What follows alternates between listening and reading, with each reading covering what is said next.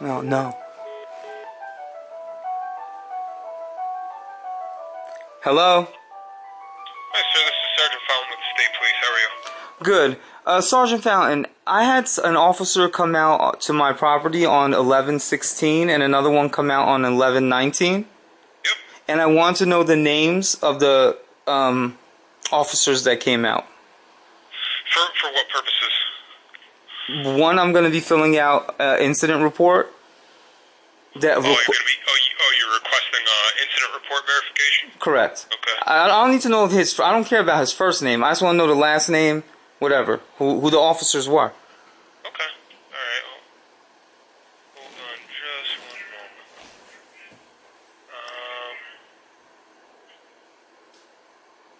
How do you spell your last name? My last name is P-O-L. Yep. A-T. Yep. K-A-N. And C-E-M is your first, right? Correct.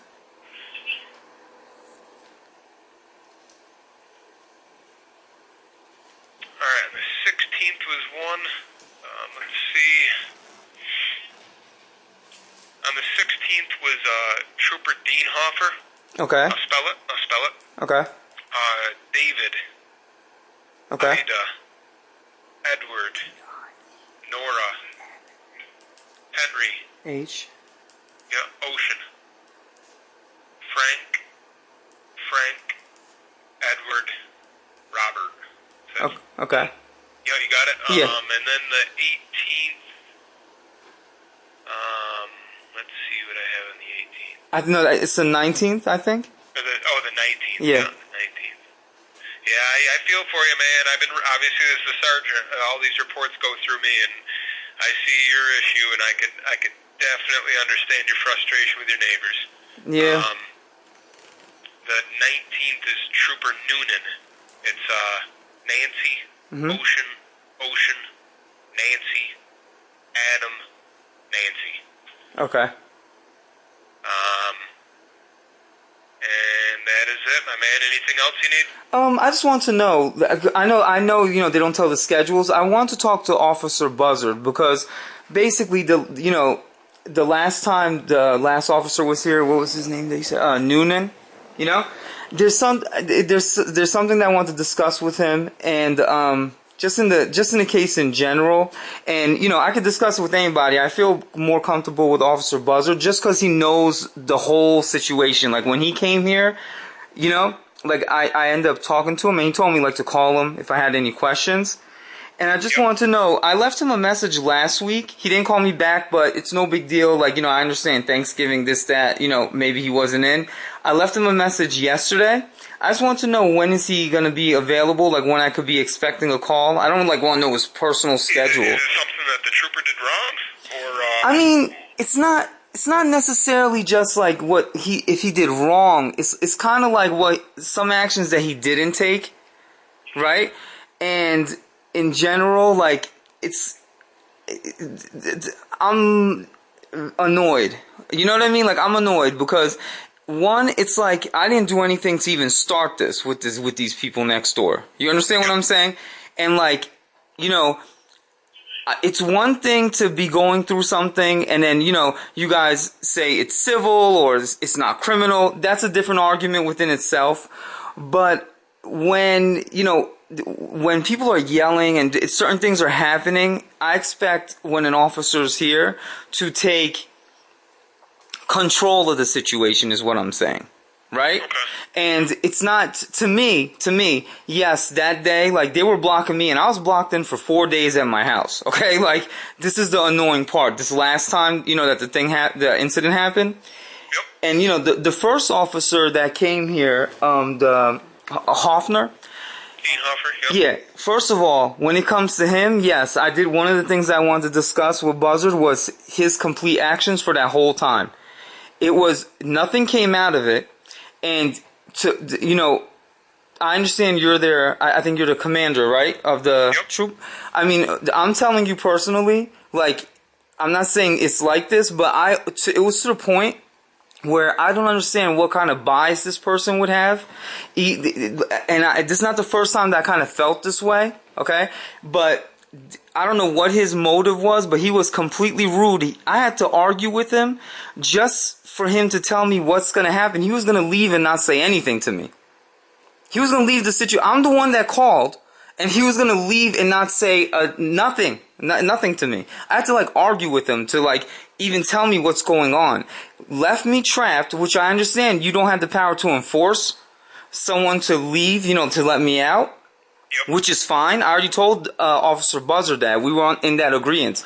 But he told me, he said, call us to so you can note it and everything like that. And I had no problem with that. But he was going to leave and not even tell me if she's moving or not. Which would have caused me to go and knock on her door. And I don't want an incident with these people because they're nuts.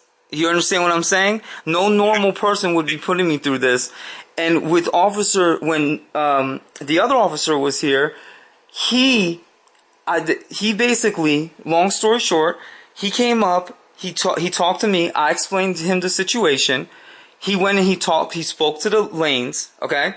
They agreed to move their cars so I could pull out, okay? Yep. I pulled out, they reluctantly did it, and what I was going to do is when I came back, I was going to park in the front where I couldn't be blocked in, okay? Okay. So when I was pulling out, the lanes go to the officer, can you stay until he pulls out? And he says fine. I pull out and I leave. Okay? Then after I leave, they start they start going to their cars because it was parked in the street, so I could so they could put the cars back in the driveway. And when they go to the street, from the street, they're yelling at my wife, like obscenities, cursing at her, calling her a fucking moron, all kinds of stuff, okay? The officer witnesses this. They go, they turn their cars around, they park now into the driveway. During that time, the officer's talking to my wife, okay, about the situation. My wife's like, this is what makes me scared about them. Like, they're not well, And then as they're going into their house, when my wife is talking to the officer, she butts into their conversation when my wife says she's scared, and she goes, good, okay? And then they go into their house. Her husband kind of they both yelled at her, but the husband was kind of telling her to get into the house. They went into the house, and that was it. But then, I ended up coming back because I forgot my cell phone. So I came back just by coincidence, and when I came back to get my cell phone from inside, my wife's telling me what happened. The officer's there, okay? Then the officer proceeds to tell us that don't say anything back, really. You know what I mean? Whatever, be civil, be this, be that. First of all, we didn't say anything back. That's number one, okay? Number two, we've been civil the whole time. And I understand he's just reiterating something. What I find to be biased or a favoritism from him is that he never goes over to them when they're yelling and cursing at us and say, stop yelling or cursing, otherwise I'll consider it harassment or whatever the hell it's going to be. Okay? And then the second time that they do it after they park, he doesn't say anything to them again. Okay? And that's not right. You're telling me, someone who didn't yell, not to say anything. You're telling me how to act. But you're not telling them anything. And when you do that in front of them, to me, that emboldens them. It antagonizes them because there's never a threat to them, ever. They could come over to my property, dig it up. You could see a survey that I got done by a professional survey company that's clearly on a part that's not the driveway. I could show you pictures of it that's not the driveway. It's not criminal. They could yell and curse at me. And then the thing that gets me is this, okay? The officer said, if it happens multiple times, even though it wasn't a threat, then it could be considered, what was the words of it, babe, that he used? A repeated course of conduct. Yeah, a repeated course of conduct would be, considered, established. You know what I'm saying? Yeah, and that would have to go through the DA's office, to be honest. I see what he's saying, and I don't, and I don't necessarily agree with that. I don't believe, based on what I'm reading, based on the district attorney's judgment, they're deeming this entirely civil. No, I understand, but see, like, and that's my point. See, like, what you're saying, you go, they're deeming this civil. So if they just because like you're combining incidences now, this has nothing to do with the driveway. This has to do with them yelling at us. I'm not talking about the driveway. So if they were to murder someone in my family, it's going to be considered civil because it happened, because it all started over an easement or it happened on an easement. That one thing has nothing to do with the other. I'm not asking about like the property damage right now. Let's say you're right on the property damage. Let's say it's civil. Let's just say, okay? That has nothing to do with them yelling at me. Well, here's the thing. He documented everything. He said, Christine became upset and called you a couple of obscenities, which he articulated in that. At this time, Kem's wife, Alejandra, stated, "That scares me." Christy responded by saying, "Good." Your wife requested that the trooper document the conversation in this report, which he did. Here's the thing. The only thing that we could possibly articulate on this in the future is maybe possibly a disorderly conduct if somebody is yelling obscenities out in public. By calling somebody a whatever it was, that wouldn't constitute harassment. Harassment has to be literally like a physical threat. Sure. It can't be just somebody calling names and freedom of speech. I suggested that. I said disorderly, and he said no. He says nothing. Yep. So, and another point I want to make is that this is not the first time. When Officer Perry first came here for the first report, I reported to him that, you know, a little bit before, like, he came, not the same day, but like a little time before, she did the same thing. I parked in the front.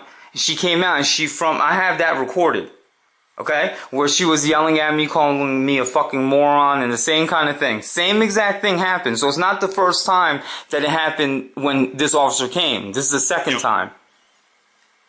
And it was two people, you know what I'm saying? It was both of them this time. So I'm just saying, like, you know, when at the very least, when the officer was here, I feel that he should have said something to them. No, and I agree with you. And he didn't. I'll address that with Trooper Noonan.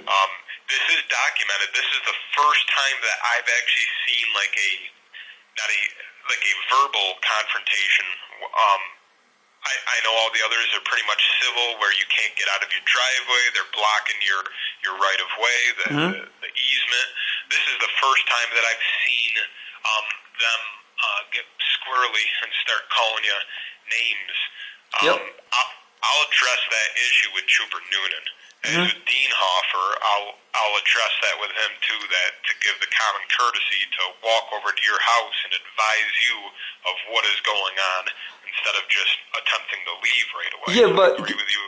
When you have, like, obviously you have the report in front of you for the first officer, for Hoffner, what was his what did he write for his report? I'm just curious for what his statement was. Let me see.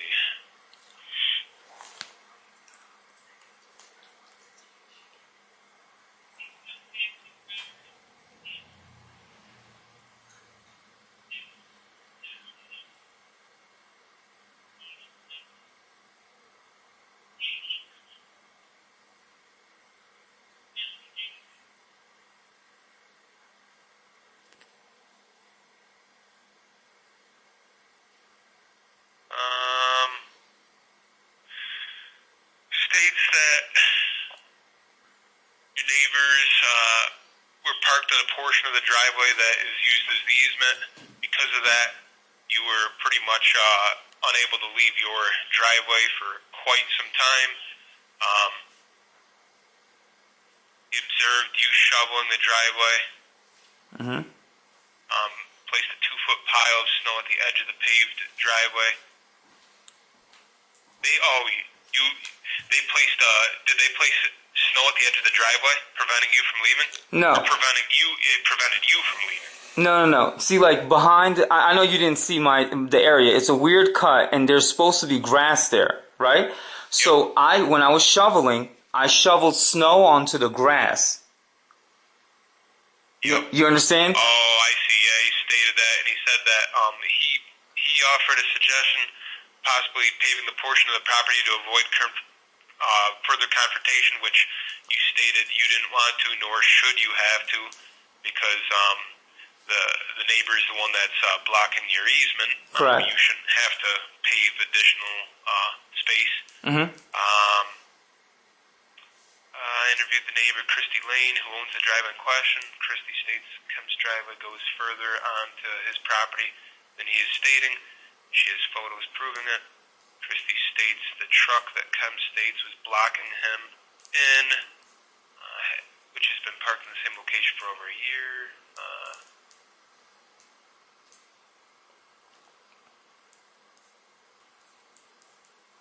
How was it resolved that day, sir?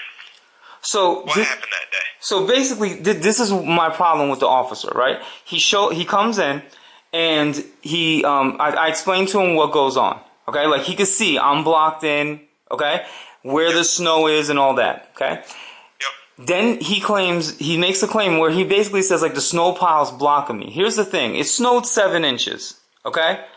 Yep. Let's say I didn't put the snow on the grass. Let's say I didn't. Let's say I carried that snow and tossed it just somewhere else, for argument's sake. That was on my driveway, okay? My car cannot back up all over 7, 8 inches of snow. My car's like 4 or 5 inches off the ground, okay? So even if I didn't shovel and put the snow on the grass, which is where it's supposed to be, okay? I would be blocked in, period, okay? Another point that I want to make about the driveway is last year I shoveled all the grass. I shoveled on top of the grass, on top of where they destroyed the grass and put the gravel. I shoveled all of that out the way, and I blocked my own sidewalk. I put on the side of my house, which is not like smart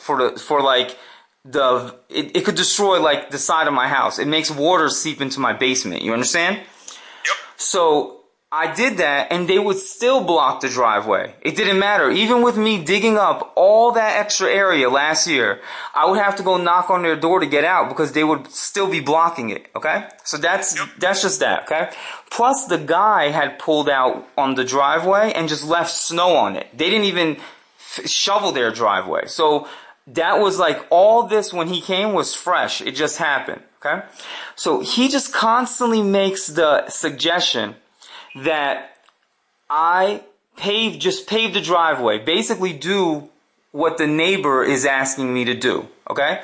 The fact that that part was a driveway is so easily proven a lie. It's because I have the survey where it shows it was never a driveway. Yep. Okay, so it's not like she could take pictures. It could be dirt. Some of it could be grass. Some of the gravel could have went on to... You're talking about a long time. This house is old, so this has been there for over 100 years. You know? So you're talking about time. So when I show you the survey, it's from the 67, 70s. It's from around there. It clearly shows it was never part of the driveway. Period. Yep. Okay? So her picture is irrelevant. Like I'm showing you something that's documented by a surveyor. She's showing you a picture she took. That's it. Okay? Yep. And multiple times, like when the officer was here, he kept making suggestions to me that was always me doing it. Never, like for example, if he was fair, if he said, look, you could pave that side and it could be it. How come no officer, from the last 2 officers, because both officers said the same thing to me. There's 23 feet of grass next to her driveway, between her driveway and the house. Why would a person who needs an expansion because they want their son to play basketball, they have 3 cars, come over to my land, cross the property, and expand it when they have 23 feet that they could expand it towards them? They could easily expand it towards their house. Now, technically, I mean, they have an area. Do they have an area to park, like, behind their house where this driveway, I know it's a long driveway, goes in between. Do they have a parking area where if they just continue to travel down or yeah, they just don't use it. See, they blacktopped it halfway. So now when an officer comes here, he looks at it, he goes, well, where are they going to go? It goes all the way to my barn. I have pictures where when I first came here, they used to park by the barn. But when they tried doing this driveway thing, see, to me, they just tried to do adverse possession because the qualifications for adverse possession is to do it notoriously. You know what I'm saying? Yeah. So like it doesn't make sense. If you were my neighbor and you wanted more space, okay? Yep. You would go and you would expand it on your land, right? You wouldn't come over to my land and expand it. And if you did, you would at least ask me to get permission. And on top of that, you would expect me to pay for it. They did it in a way where it has all the qualifications for adverse possession. In case no one said anything, like let's say I was one of those people that I was like, oh, it's a free driveway for me, who cares? And then 10 years later, it could be adverse possession, period. You know what I mean? Like there's no other reason. So I know what you mean. And how is this going civilly? Have you pursued this civilly? well, it costs. I filled out papers. It costs money to file everything. I'm getting money together because if I'm gonna take it to court, there's so many things. There's so many little aspects of it, like between the basketball court, there's so many little things. I want to make sure everything is addressed. So, what is your end goal in the civil suit? My end goal. Oh, I just want to finish one thing, and I'll tell you that real quick, officer. So when I'm talking to him, he says that thing about the paved driveway, and I tell him, listen, this gravel road has been here 100 years. Right? He goes, yeah, well, now, he goes, you have a problem. The difference is, he goes, in this 100 years, the two neighbors don't get along. Listen, ever since that driveway was put in by them, and it wasn't put in 20 years ago, it was put in 2016, and then they tried to finish it in 2017. Okay? That's when the problem started. That's why there was never a problem between two neighbors for 100 years, because no one altered that gravel driveway. That gravel driveway's been here since 1840. Okay? That's why there's never been a problem, is what I'm saying, though. That's the problem. It's not the neighbors, it's not the people coming in. It's when you alter what's there without permission, which she thinks because it's just on her property line, that she has complete control of it. She doesn't. It's a shared driveway. The driveway's not on her property. It's on both of our property. So that's what the problem is. It's not anything else. Now, the outcome of it, what I would like to see is that driveway be put back to a gravel driveway, back to its original dimensions, period. Okay? And no one should park on it. And if we're going to park on it, my suggestion is we park all the way at the rear of the property. Yes, agreed. Okay? And that's where I want to park. The only reason why I park on the driveway right now, is because they either try to swerve and come onto the grass area, or if I park at the rear, I'm blocked in. So now I have to park all the way at the front. I don't want to park there. I'd rather park all the way in the back. Actually, I want to park my car sometimes even in the barn like a garage, but I can't because they block the mouth of this thing. Okay? That's what it was meant for. It was meant for to come in, park at the rear. You could look at any Google photo, anything, you're always going to see cars parked in the rear. And they took out like a 3-car parking space on the side of their house when they first bought it, which I showed you guys pictures of, that used to be gravel. They already took that gravel out and made it grass. That's why... This is where all the problem is. I talked to all the neighbors here. They've been here 30 years, 40 years. They all told me no one parked like that until they came there and changed everything. Everyone used to park in the front where they changed it to grass. See, they have nerve because they took a gravel driveway, changed it to grass, and then they want to take my grass and turn it into a pavement. Like, oh, I know. Okay, so like... That's the problem. And the first officer was so rude because what he did was he came and he listened to me. Right?